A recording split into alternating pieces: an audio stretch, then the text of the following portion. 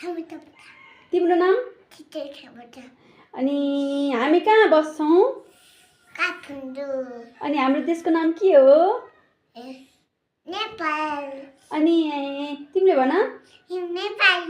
अनि हामीले कुन धर्म मान्छौँ? हिन्दू। अनि कुन धर्म मान्छौँ? शिशु हिन्दू धर्म मान्छ भाइले।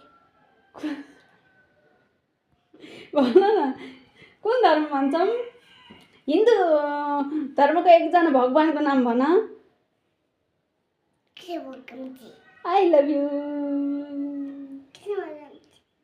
अनि तिम्रो ड्याडीको नाम के हो? अनि मामुको? प्रभावन्ती हो र? I love you.